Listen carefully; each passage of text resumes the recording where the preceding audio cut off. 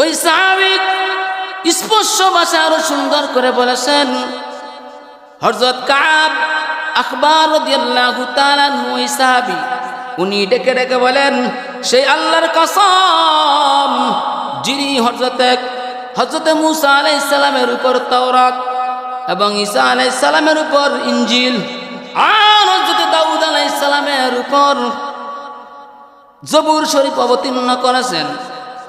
সর্বশেষ আপনার আমার নবী, বিশ্ব নবী রাহমাতুল লিল আলামিন, সরকারে দু আলম মুহাম্মদ আরবি সাল্লাল্লাহু আলাইহি সাল্লাম, উনার উপর আল্লাহ তাআলা কোরআনকে অবতীর্ণ করেছেন। কন্যা সুবহানাল্লাহ।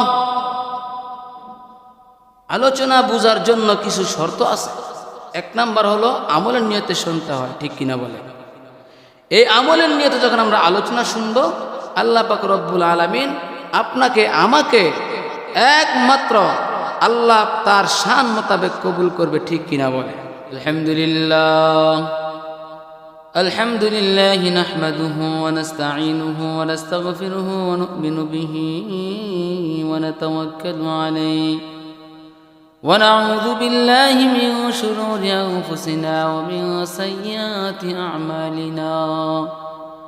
من يهد الله فلا مضل له ومن يضلل فلا هادي له ونشهد أن لا إله إلا الله وحده لا شريك له ونشهد أن سيدنا وسندنا وحبيبنا ومولانا محمدا عبده ورسوله الذي أرسل إلى الناس كافة بشيرا ونذيرا وداعيا إلى الله بإذنه وسراجا منيرا. أما بعد فقد قال الله تبارك وتعالى في كلامه المجيد والفرقان الحميد. أعوذ بالله من الشيطان الرجيم. بسم الله الرحمن الرحيم. يوم يكشف عن ساق ويدعون إلى السجود فلا يستطيعون خاشعة أبصارهم ترهقهم ذلة وقد كانوا يدعون إلى السجود وهم سالمون. وقال النبي صلى الله عليه وسلم بعثت لأتمم مكارم الأخلاق. صدق الله مولانا العظيم وصدق رسوله النبي الكريم ونحن على ذلك من الشاهدين والشاكرين والحمد لله رب العالمين. الحمد لله. মহান আল্লাহ পাকের দরবারে লাখ কোটি শুকরিয়া যে মহান আল্লাহ পাক রব্বুল আলামিন আজকের ওয়াজ মাহফিলে আমাদেরকে আসার বসার তৌফিক দিলেন। এই জন্য সকলে শুকরিয়া তান সকলে পড়ি আলহামদুলিল্লাহ। মুহতারাম সদরে জলসা হযরতে উলামায়ে কেরাম, সম্মুখপানে দিনদার ইমানদার মুমিন মুসলমান ভাইয়েরা, যে আল্লাহ পাক রব্বুল আলামিন আমাদেরকে তৌফিক দিলেন, সে আল্লাহ পাক রব্বুল আলামিনের শুকরিয়া আদায় করার দরকার আছে না নাই? তাহলে আমরা যদি কিয়ামত পর্যন্ত সে রব্বে কারিমের শুকরিয়া আদায় করি, শুকরিয়া তান আদায় করা শেষ হবে না। আল্লাহ পাক রব্বুল আলামিন আমাকে আপনাকে অসংখ্য অগণিত নিয়ামত দান করেছেন। যেমন আল্লাহ পাক রব্বুল আলামিন পবিত্র কালামুল্লাহ শরীফে বলেছেন, লা ইন শাকারতুম লাযীদান্নাকুম ওয়া লা ইন কাফারতুম ইন্না আযাবী লাশাদীদ। রব্বে কারীম বলেন, পৃথিবীর মানুষেরা আমার বান্দা বান্দিরা, আমি আল্লাহ তোমাকে অসংখ্য অগণিত নিয়ামত দান করেছি বান্দারে। তোমরা যদি আমি আল্লাহ তাআলার দেয়া নিয়ামত খাইয়া, নিয়ামত পাইয়া, নিয়ামতের শুকরিয়া আদায় করো, তাহলে আমি আল্লাহ বলি লা আযীদান্নাকুম, আমি আল্লাহ তোমাদের এরকম ভাবে নিয়ামত বৃদ্ধি করে দিব, বাড়ায়া দিব। ওয়ালা ইন কাফারতুম, আর যদি না শুকর করো, শুকরিয়া আদায় যদি না করো, ওরে বান্দা, ওয়ালা ইন কাফারতুম, যদি না শুকর করো, ইন্না আযাবি লাশাদীদ। আল্লাহ পাক রব্বুল আলামিন বলেন, আমি আল্লাহ তোদের কাছ থেকে নিয়ামত ছিনাইয়া নিব এবং তোদেরকে কঠিন থেকে কঠিন আযাবের মধ্যে গ্রেফতার করব। কন্যা নাউজুবিল্লাহ। সেই মহান স্রষ্টা, মহান মালিক, যিনি আপনাকে আমাকে অসংখ্য অগণিত নিয়ামত দান করেছেন, সেই মালিকের শুকরিয়া আদায় করতে হবে। ও মুসলমান ভাইয়েরা, আজকে মাহফিল থেকে শিক্ষা নিতে হবে, কারণ এই দুনিয়া থাকার জায়গা না। এই দুনিয়া থেকে একদিন আমাকে আপনাকে চিরদিনের জন্য বিদায় নিতে হবে। আল্লাহ তাআলা কেন আপনাকে আমাকে এই পৃথিবীর জমিনে পাঠাইলেন? কেন আল্লাহ তাআলা আপনাকে আমাকে এই দুনিয়ার জমিনে প্রেরণ করলেন? একটা উদ্দেশ্য আছে না নাই? একটা উদ্দেশ্য, সেটা হলো আল্লাহ পাক রব্বুল আলামিন কোন কারণে আমাকে আপনাকে বানাইলেন, আপনাকে এই জিনিসটা বোঝানোর জন্য। ও মুসল্লিয়ানি কেরাম, ও এলাকার মুরব্বীরা, ও পদ্মানিসীন মা বোনেরা, আপনাদেরকে এই কথাটা বোঝানোর জন্যই আজকে ওয়াজ মাহফিলে আমি এসেছি।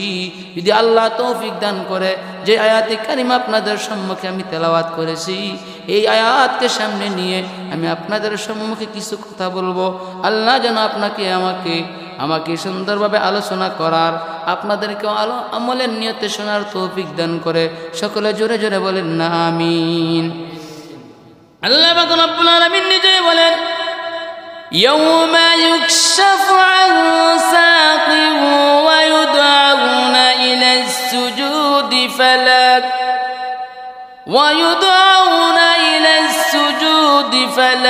ইস্তাতিউন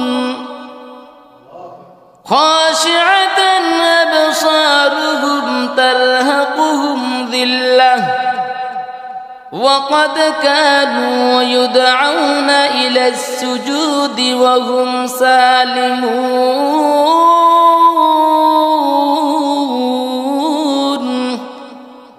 আল্লাহ পাক রব্বুল আলামিন বড় সুন্দর করে বলেছেন, ইয়াউমা ইউকশাফু আন সাক। আল্লাহু আকবার। আল্লাহ পাক রব্বুল আলামিন বলেন, ইয়াউমা ইউকশাফু আন সাক। সাক একটা আলো হবে, জ্যোতি হবে।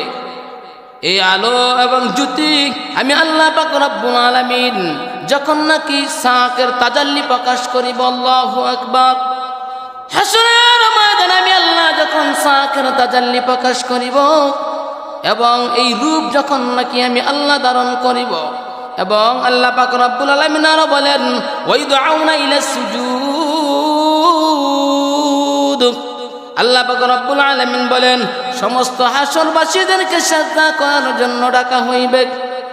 ওয়াইদউনা ইলাস সুজুদি ফালা ইস্তাতিউন খাশিআতান আবসারুহুম তারহাকুহুম যিল্লাহ। যখন সিজদা করার জন্য ডাকা হইবে, আল্লাহ পাক রব্বুল আলামিন বলেন, তাদের চোখ লজ্জায় অবনত হইয়া থাকবে। খাশিআতান আবসারুহুম তারহাকুহুম যিল্লাহ, তাদের চোখ লজ্জায় অবনীত হইয়া থাকবে। আল্লাহ পাক রব্বুল আলামিন আরো বলেন, তাদের সমস্ত শরীর লজ্জায় ঘৃণায় এরকম ভাবে শিহরিত হয়ে যাবে, তারা সিজদা করতে পারবে না। আরেকটু আগে আল্লাহ পাক রব্বুল আলামিন বলেন, ওয়ায়ুদউনা ইলাস সুজুদি ওয়া হুম সালিমুন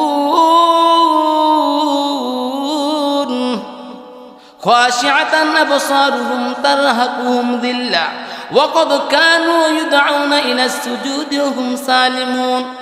কারণ সমস্ত মুসলমানেরা সিজদা করবে হাসরের ময়দানে। এক শ্রেণীর মানুষ যারা সিজদা করিতে পারিবে না, ওই সমস্ত মানুষ কারা?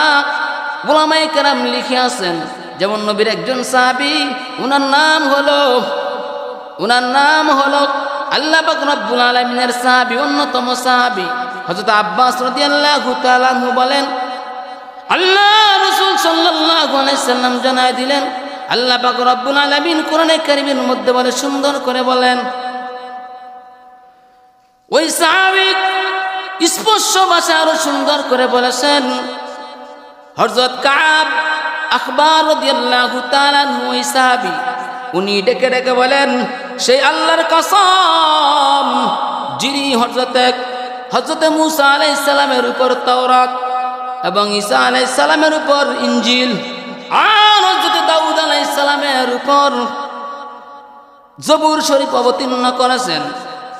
সর্বশেষ আপনার আমার নবী, বিশ্ব নবী রাহমাতুল লিল আলামিন, সরকারে দু আলম মুহাম্মদ আরবি সাল্লাল্লাহু আলাইহি সাল্লাম, উনার উপর আল্লাহ তাআলা কোরআনকে অবতীর্ণ করেছেন। কন্যা সুবহানাল্লাহ। আলোচনা বুঝার জন্য কিছু শর্ত আছে। এক নাম্বার হলো আমলের নিয়তে শুনতে হয়, ঠিক কিনা বলে? এই আমলের নিয়তে যখন আমরা আলোচনা শুনবো, আল্লাহ পাক রব্বুল আলামিন আপনাকে আমাকে একমাত্র আল্লাহ তার শান মোতাবেক কবুল করবে, ঠিক কিনা বলে? তো আমি যেই কথাটা আপনাদেরকে বুঝাইতে চাইছিলাম, ওই সাহাবী ডেকে ডেকে বলেন, ওই আল্লাহর কসম, কুরআন শরীফের যে আয়াতগুলো আল্লাহ তাআলা অবতীর্ণ করেছেন, আল্লাহর নবীর সাহাবীটিকে বলেন, ও পৃথিবীর মানুষেরা, তোমরা ফরজ নামাজগুলো এমন এমন জায়গায় যাইয়া পড়ো যেখানের মধ্যে আজান হয়। আল্লাহ রাব্বুল আলামিন বলেন, এমন জায়গায় ফরজ নামাজ পড়ার জন্য বলেছেন যেখানে আজান হয়। বিশেষ করে আমরা মসজিদে নামাজ পড়ি যেখানে আজান হয়। কিয়ামতের কঠিন ময়দানে ওই সমস্ত লোক তারা সিজদা করিতে পারিবে না, কারণ তাদের কোমর শক্ত হয়ে যাবে। কন্যা নাউজুবিল্লাহ। আল্লাহ বলেন, খাশিআতান আবসারুহুম তারহাকুহুম যিল্লাহ ওয়া ক্বাদ কানু ইউদআউনা ইলাস সুজুদি ওয়া হুম সালিমুন।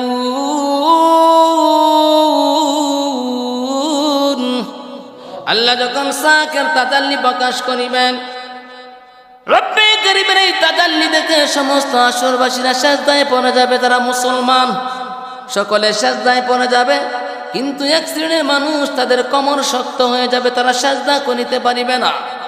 হযরত কাব আহবার রাদিয়াল্লাহু তাআলা আনহু আবার আরেকজন নবীজির অন্যতম সাহাবী, যিনি হলেন রাইসুল মুফাসসির আব্দুল্লাহ ইবনে আব্বাস রাদিয়াল্লাহু তাআলা আনহু, উনি বলেন, তারা একেবারে একমত। আরো সাহাবী এই হাদিসের উপর একমত আছেন। আল্লাহু আকবার। তারা বলতেছেন, যে সমস্ত লোক সিজদা করিতে পারিবে না, এর মধ্যে এক নম্বরের শ্রেণী হলো যারা আজান শুনতো কিন্তু জামাতের সঙ্গে নামাজ পড়তো না। এ হলো এক নাম্বার, যারা আজান শুনতো কিন্তু জামাতের সাথে নামাজ পড়তো না। এরপর আছে দুই নাম্বার ওই শ্রেণীর লোক যারা নাকি এরকম ভাবে দুনিয়াতে নামাজ পড়তো সত্য, কিন্তু লোক দেখানো নামাজ পড়তো। এ হলো দুই নাম্বার। তিন নাম্বার আরেক শ্রেণীর লোক যারা হলো কাফের, যারা মোটেই আল্লাহকে সিজদা করতো না, মোটেই নামাজ পড়তো না। মুসলমান ভাইরা, চার নাম্বারে বলা হয়েছে ওই শ্রেণীর লোক যারা হলো মুনাফিক। মুনাফিক সর্বশ্রেষ্ঠ শত্রু, ইসলামের দুশমন। মুনাফিকদের স্থান কোথায় হবে তাই আল্লাহ পাক রব্বুল আলামিন ভালো জানেন, কারণ মুনাফিকরা ইসলামের সবচেয়ে বেশি থেকে বেশি ক্ষতি করেছে। কন্যা নাউজুবিল্লাহ।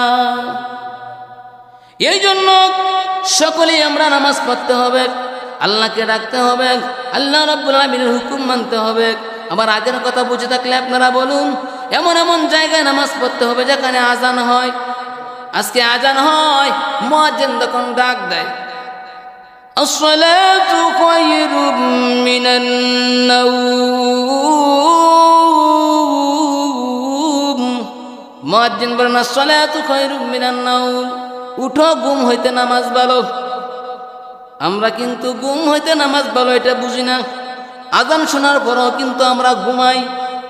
অনেক শ্রেণীর মানুষ আছে একেবারে ঘুমায় থাকে, নামাজই পড়ে না, ঠিক কিনা বলেন? যেমন মুয়াজ্জিন আরো বলেন হাইয়া আলাস সালাহ,